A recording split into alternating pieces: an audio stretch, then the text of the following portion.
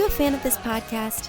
Do you wish there was even more juicy content for you to sink your ears into? Well, there is. You can become a premium member of this podcast for $5.99 a month and get full access to an archive of over 50 bonus episodes.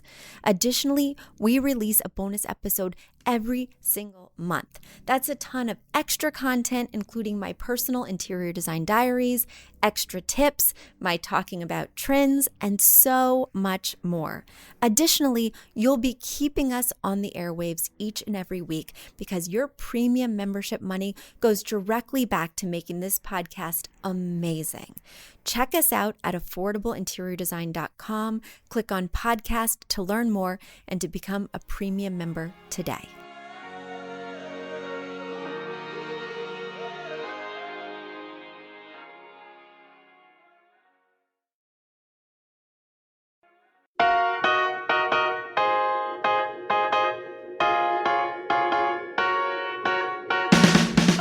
You don't need a high-end designer or a lot of money to get a luxe look.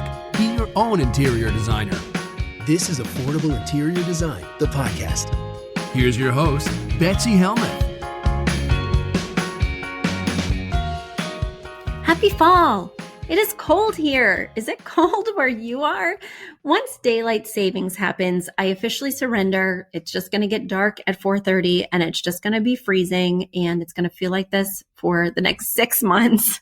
And then I'll reawaken and enjoy life again. No, that sounds pretty grim, but I do get a little funky this time of year. And one thing that has brought me out of my funk is talking to you guys. You guys have written in asking about the Academy. You've signed up for calls to talk about if this is a fit for you. And it has been great to connect with podcast listeners because I just talk into a microphone once a week, but I don't actually know if anything registers.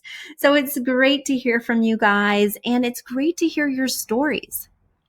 This week, as I was talking to people, one of the themes that came across was a theme of regret.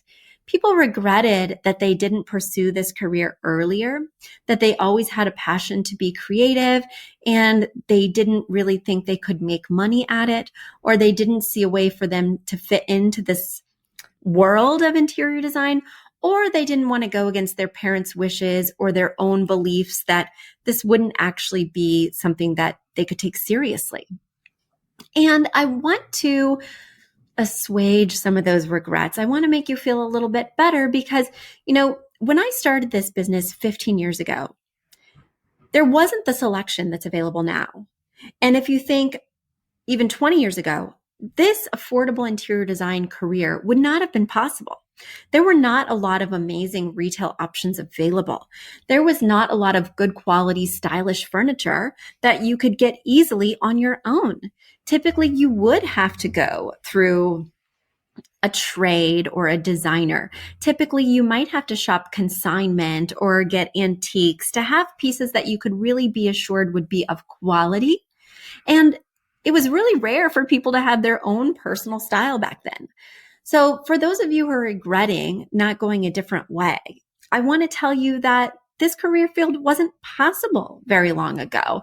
And certainly you could have been a high-end designer, but that is a completely different field, a completely different path, one that I don't have a huge amount of passion for. It would not have been a path I would have pursued.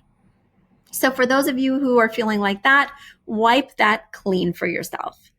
The other note I've been hearing is, I did pursue a different path like marketing or being an accountant or working for a bank, and I feel like I wasted my time. I feel like now I'm starting this whole nother venture, or I dream of starting a whole nother venture, and I have no skills to bring to the table. Especially I have been hearing this from stay-at-home moms. And I want to tell you guys that that is absolutely not the case. You are not seeing those other experiences, those other chapters of your life as advantageous things that you could use for this new business you're embarking on. Those people that have been in marketing, are you kidding me? If I would have had a marketing background, do you know how much faster I would have accelerated my business? How much more profitable I would have been? I had to learn the ropes of marketing as I go, and I'm still learning. If I would have known about spreadsheets before I opened my business, I could have jumped a major hurdle. If I would have known about invoicing, if I would have known to use software to do this, wow, would I have saved myself so much time, energy, headaches?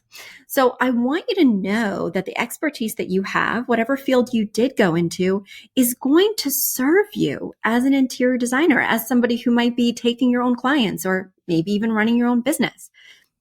And for those stay-at-home moms, because we have gotten a lot of people interested in the academy who are doing that, I want to also assure you that that expertise is very valuable. Before I had kids, I would meet with clients and I would really have to prove myself. They would be wondering, does she really know what she's talking about? Does she know how much toy storage I need? Does she understand my challenges? Does she know? Will she judge me if I tell her that my kids are drawing on the walls? But now that I have kids, now that I have an experience firsthand, they automatically have this trust in me, this faith that not only do I get them, but that I'll be able to help them with these challenges because I also know them intimately. Having kids has built a huge bridge between me and my clients, and it's basically been a shortcut to trust, a shortcut to communication.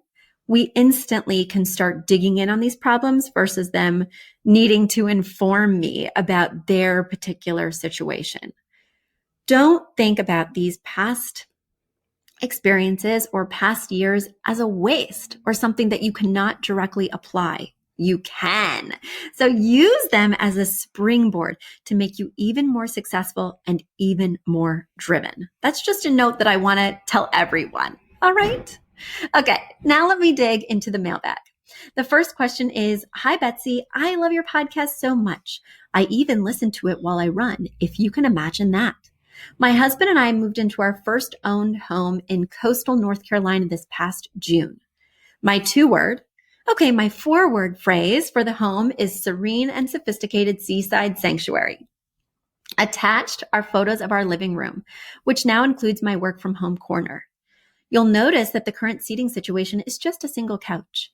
In previous homes, we've used the matching love seat as additional seating. But having the couch and the love seat together just won't work in this space. So I moved the love seat upstairs to the dude den. I didn't and don't want to see the back of the couch from the dining room, and I just think it's too bulky. Plus, furniture sets would be cheesy to me, so I don't want to bring the love seat back in. The living room for our primary space we're going to be using for entertaining. I need seating for at least 2 more people. And I also need a chic desk chair, a coffee table, side tables, a larger mirror, and at least 1 piece of artwork. I found some beige chairs and attached a photo. Yes, I know they're beige. The chairs do come in other colors like sage and blue, but I just think I'll get tired of them and I won't be able to have as much fun with my accent pillows. I would reconsider doing them in beige if you felt strongly that I should do them in a color. Would you provide any advice on how to proceed with furnishing this room? Would wooden side tables and coffee tables be too much brown and beige? Is the couch just too big and bulky for this room? Would swapping it out with a love seat help at all? Do I need to get a slipcover to change the color of the couch? Thank you, Megan. Megan, we got a lot going on here. We have got a lot to talk about. First of all, let's start with the style of this room because having a 4-word phrase is absolutely not okay. So you said serene, sophisticated seaside sanctuary. Well, first we want to have that word that's how we want to feel, right? And then the second word is the style of the space. So we could call the style of the space seaside or beachy or coastal, right? That's taken care of. Now we want the feeling word. And I think serene and sanctuary are bringing up some of the same feelings for me, but sanctuary is a noun, not an adjective. So I think we should go with serene. And then, no matter what 2 words I recommend that somebody chooses, they need to add that 3rd word, which is sophisticated. So it's fine that you have that one in. I would just put it at the end. So now we're talking serene, coastal, sophisticated, right? Those will be your 3 words. Serene, coastal are the 2 words, and then sophisticated at the end. And I love it. If you don't love those words, go back to the drawing board and find synonyms for those words that really light you up, that really inspire you, so that when you're shopping, you can make sure that the piece you're considering is either serene or coastal, but most definitely sophisticated. And now it's time for a quick commercial break. Do you love this podcast? Do you wish you could learn even more? Well, we have an online class bundle. Our online class bundle is comprised of 3 online classes: beautifying your home for less, styling your home, and the fundamentals of feng shui.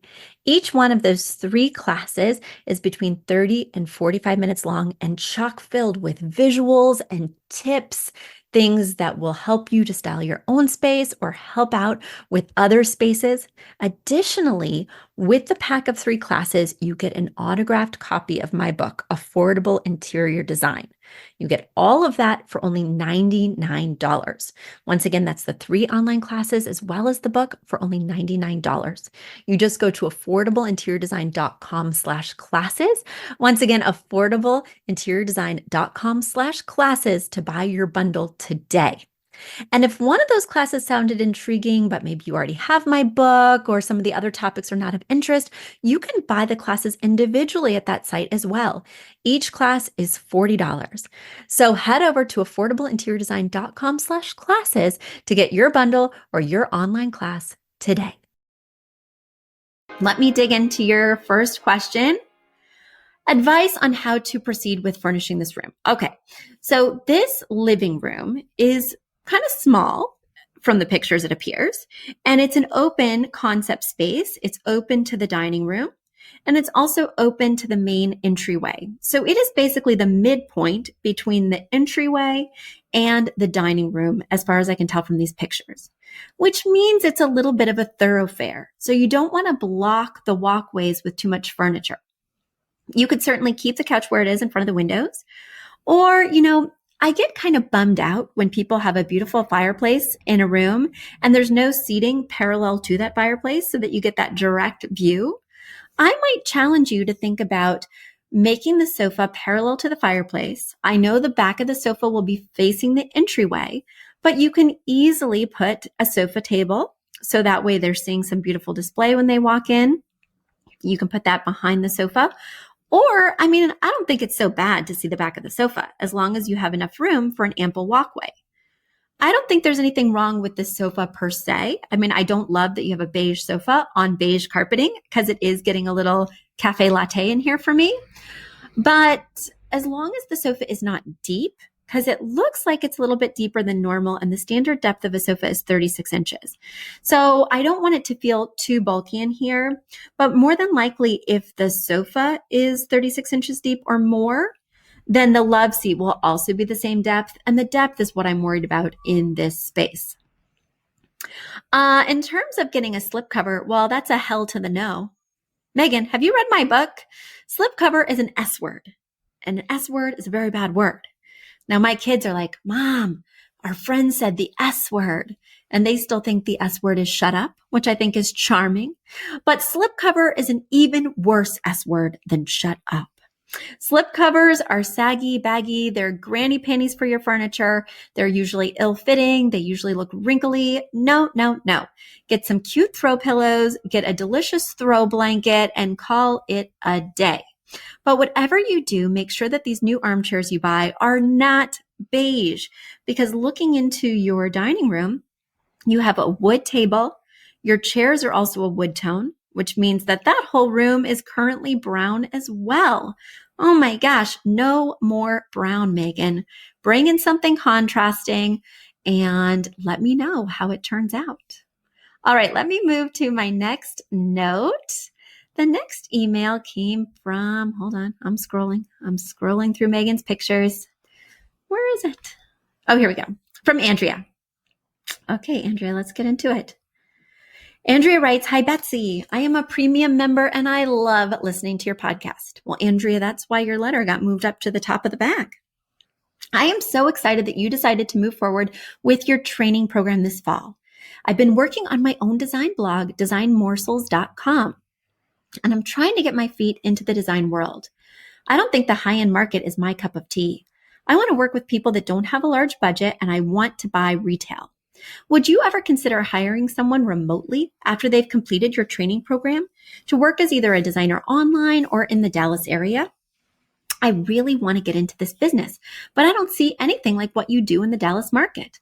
Believe it or not, the area I live in is full of high-end apartments and condos. I think it could be a great place to offer your kind of service. I'm 50 years old and not a spring chicken, so I'm not sure traditional design school is the place for me. I have the capital to invest in a remote office, but I'm just not sure what my next step should be. I look forward to hearing from you, Andrea. All right, Andrea. First of all, let me give you a little reality check that 50 is not old. You are still a young little chicken, and this is the perfect time to start something new. 50 means that people, like I mentioned before, when people had respect for me when I had kids, people have respect for people who are a little bit older. They understand that you've been through some stuff, you've seen some stuff, you know the value of a piece.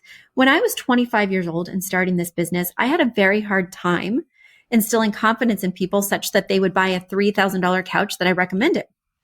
And I had never personally bought a $3,000 couch. So sometimes I was like, I understand your hesitation, right? So I want you to think of your age as an asset, not a liability. I want you to think of your past experience, whatever that was, as something that you can weave in to this new design venture and use it to make you more confident and more successful. So I am really excited that my training program is launched. And it is the same training program I use with my interior designers here at my firm. I did add some things like business growth and client success, things like that, things that aren't necessarily in my package that I teach my designers. So I made it a little bit more robust for the academy, but it is essentially the exact same thing. That being said, I do not foresee in the near future using this as any kind of recruitment tool. I expanded to DC, as you guys know, last year, exactly 1 year ago today. Well, last week, actually, 1 year ago last week. And it's been fun. It's a really hot urban market with a thriving suburban area as well. But it's hard to expand. And when you're working in these cities, there are so many opportunities that it's really most cost effective if you plumb deep in those cities and take advantage of all the opportunities rather than bouncing around and spreading little firms in lots of different locations. So I'd rather stay, an inch wide, mile deep, and really continue to mine for gold in these cities. The funny thing is, I was talking to somebody who called about the academy. She lived in the suburbs of Seattle. And it was really interesting talking to her because she was worried that living in the suburbs, you wouldn't have as much opportunity as you would in the city. And you guys know that my business originated in the city, in New York City. And then I myself moved to the suburbs and we started servicing clients out here. And it's funny because in the city, people have 3 rooms they want to design, right? And so you'll design at most 3 rooms. You'll have a great experience. Their lease is between 3 and 5 years, or they're going to buy and stay there 3 and 5 years, and then they'll move to their next apartment. So you'll work with them on 3 rooms every 3 years at a maximum. Whereas in the suburbs, these people move from the city. They don't really have much they want to reuse. They have 9 rooms they want to design, and they want to do it in quick succession. So a suburban client is so much more valuable in the short term than a city client. You'll work with them more. You'll build a deeper, faster personal relationship because you'll be working on successive rooms with them.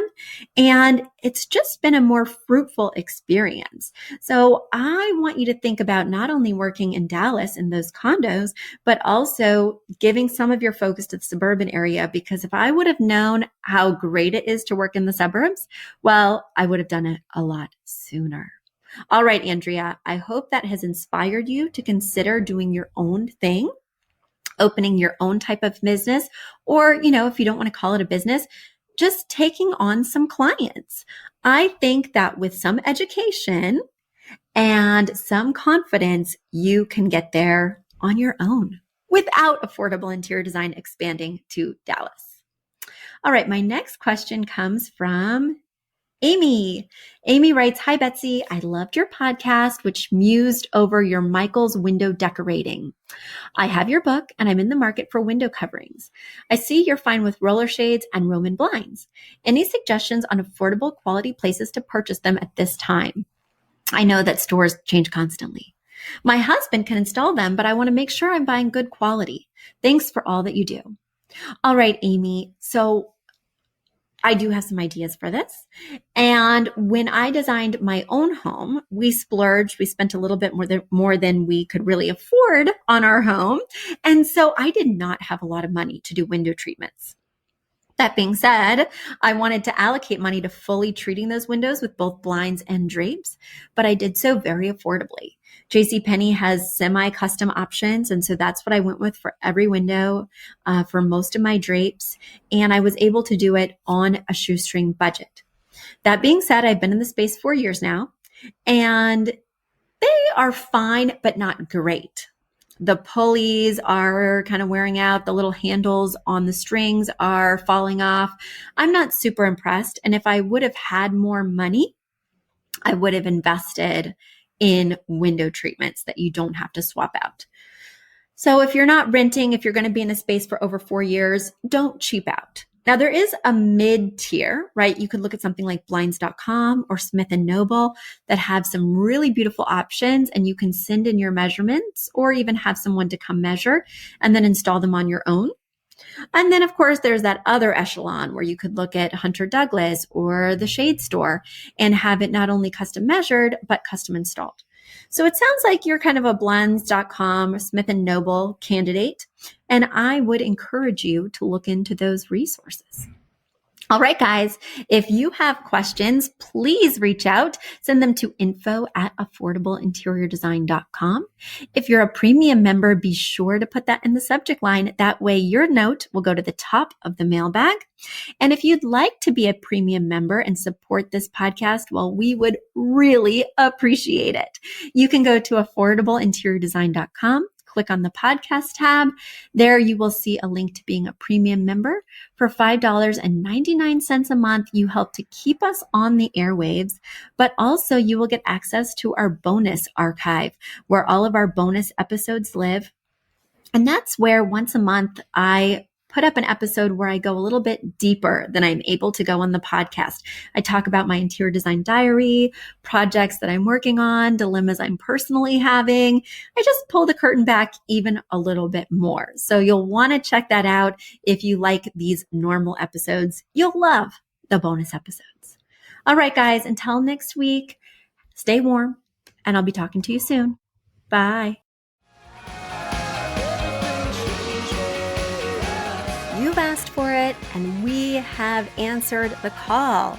For years, you've been saying, "Betsy, you're talking about all these great design concepts, but we can't visualize them. You're describing the picture that the listener sent in of their problem, and we wish we could see that picture too." After all, a picture is worth 1,000 words, and I do my best to describe them, but there's nothing like seeing it for yourself. And that's why Affordable Interior Design, the podcast, now has a YouTube channel. Not only do we have a YouTube channel where you could see recordings and clips of these podcast episodes, we also have an Instagram, a Facebook, and so many other exciting things. You should check it out. Head over to affordableinteriordesign.com/links. Once again, affordableinteriordesign.com/LINKS. links. And when you go there, you will see links to our YouTube page, our Instagram page, our Facebook page, and more. Please check it out, follow and subscribe so you can see everything I'm talking about.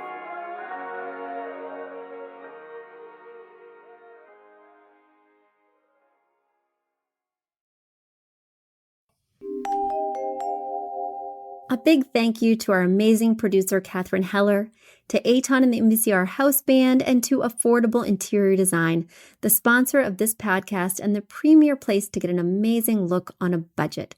Check out affordableinteriordesign.com. If you guys love the show, the very best way to support us is by spreading the word. Tell your friends or write us an awesome review on iTunes. So until next week, guys, thanks so much for joining us, and I'll talk to you soon. Bye.